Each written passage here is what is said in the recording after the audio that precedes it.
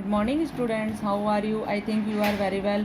I am Sheel Kamal, IT subject EVS class 4th, chapter 6 है water. Water का मतलब होता है जल यानी पानी. Water nature's precious gift. जो जल होता है वो प्रकृति का कीमती उपहार होता है. नेचर का मतलब है प्रकृति और प्रीशियस का मतलब है कीमती और गिफ्ट का मतलब है उपहार. जल है जो प्रकृति का कीमती उपहार है. Water is life line for the living things. जल सभी सजीवों के लिए एक जीवन रेखा है. लाइफ लाइन का मतलब क्या होता है बच्चों? जीवन रेखा होता है.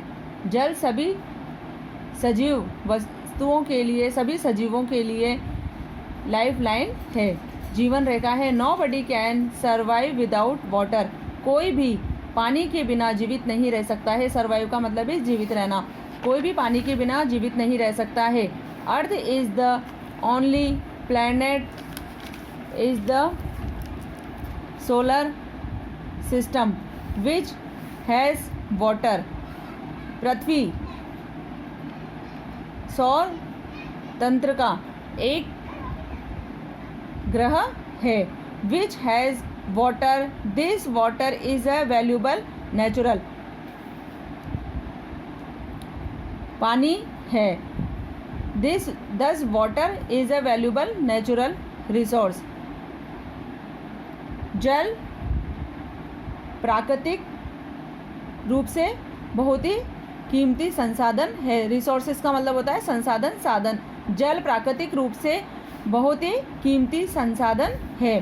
About 71% of the earth surface is covered with water. लगभग, अबाउट का मतलब है लगभग, 71% पृथ्वी जल से कवर्ड यानी कि जल से परिपूर्ण है, ढकी हुई है. लगभग 71%, 71% जो पृथ्वी है वो जल से कवर्ड है, जल से परिपूर्ण है. Most of the water on the earth surface is in ocean, seas, gulfs and bays. Most of the अधिकतर पानी, पृथ्वी का अधिकतर पानी, अर्थ का मतलब है पृथ्वी का अधिकतर पानी सतहों में जैसे कि महासागरों में, समुद्रों में, खाइयों में, घाटियों में होता है. This water is salty in taste. पानी का जो स्वाद होता है, टेस्ट का मतलब होता है स्वाद.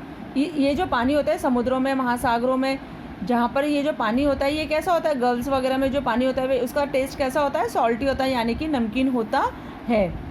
About 3% of the total water available on the earth is fresh water.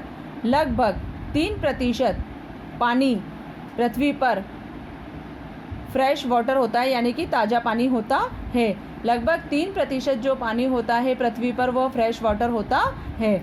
Sources of water, ये तो मैंने आप लोगों को वाटर के बारे में जनरल इंट्रोडक्शन बताई थी कि वाटर से मतलब पृथ्वी पर कितना पानी होता है, अर्थ के लिए पानी कितना आवश्यक है और लिविंग थिंग्स पानी का उपयोग नहीं करेंगे तो उनका सर्वाइव नहीं हो सकता है. अब मैं आप लोगों को बता रही हूँ सोर्सेज ऑफ वाटर. वाटर के यानी कि पानी के प्रकार, स्रोत, पानी के स्रोत के पानी किन किन से प्राप्त होता है. Water is present in rivers, lakes, ponds, seas and ocean. पानी नदियों में, झीलों में, तालाबों में, समुद्रों में और महासागरों में होता है. पानी कहाँ पर होता है वर्तमान में? पानी नदियों में, झीलों में, तालाबों में और समुद्रों में और महासागरों में होता है. Where does this water come from. यहाँ पर पानी कैसे आता है? कम का मतलब है आना. यहाँ पर पानी किस प्रकार से आता है? Let us learn about the sources of water one by one. आइए हम यहाँ पर पानी के सोर्सेज यानी कि स्रोत के बारे में वन बाय वन यानी कि एक एक करके पढ़ेंगे. रेन, पहला है रेन यानी कि वर्षा. As you know water from earth surface evaporators and these water vapours from cloud. जैसा कि आप जानते हो कि जो पृथ्वी पर जो पानी होता है, पृथ्वी की सतह पर जो पानी होता है वो भाप बन के उड़ता है और वो क्या होता है? बादल बन जाते हैं. These vapours condense and come down as water in the form of rain. वही पानी जो पृथ्वी की सतह पर से भाप बन के उड़कर बादलों के रूप में ऊपर गया है, वही पानी बादलों में से नीचे गिरता है बारिश के रूप में, वर्षा के रूप में। Most of the rain water flows into rivers and some of it gets lakes, ponds and streams. अधिकतर पानी, वर्षा का अधिकतर पानी नदियों में, झीलों में और तालाबों में और झरनों में बहता है। अधिकतर पानी वर्षा का पानी कहाँ पर बहता है? नदियों में, झीलों में, तालाबों में और झरनों में बहता है। अब सेकंड है, पहला तो था रेन सोर्सेस ऑफ वाटर में, अब दूसरा है ओशन एंड सीज, महासागर और समुद्र। Most of the water found on the earth is in ocean and seas. जो जल होता है वो अधिकतर पृथ्वी का जल कहाँ पर पाया जाता है? महासागरों में और समुद्रों में पाया जाता है। Ocean forms the large water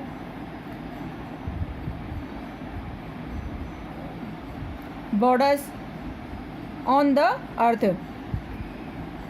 समुद्रों में जो पानी होता है वो पृथ्वी का अधिकतर मात्रा में पानी होता है वो ओशन में होता है।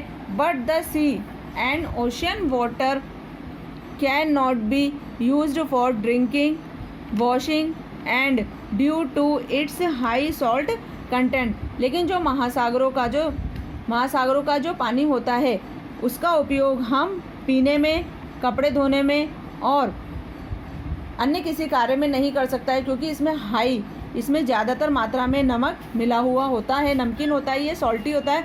तो हम इसका उपयोग पीने में, कपड़े धोने में नहीं कर सकते, क्योंकि ये हाई कंटेंट में इसमें सॉल्ट मिला हुआ होता है, नमक मिला हुआ होता है। Ponds, lakes and reservations. A pond is a small body of still water surrounded by land. जो तालाबों में जो पानी होता है वह जो ज़मीन में जो चारों तरफ जो पानी होता है उसका भाग होता है। तालाबों में भी पॉन्ड का मतलब क्या होता है? तालाब, और लेक्स का मतलब होता है झील।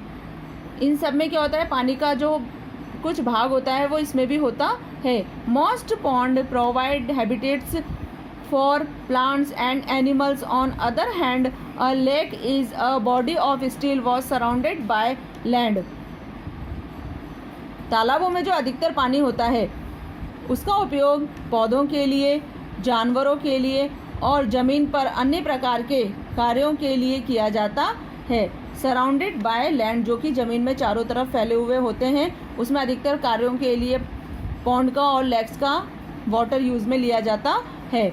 Most of lakes are fed and draining by rivers and streams. उनमें से कई जो झीलों में जो पानी होता है वो नाली के द्वारा, ड्रेनिंग का सिस्टम का मतलब क्या होता है? नाली के द्वारा नदियों में और झरनों में प्रवाहित कर दिया जाता है, बहा दिया जाता है। तालाबों, झीलों का जो लेक्स का मतलब क्या होता है? झीलें होती हैं।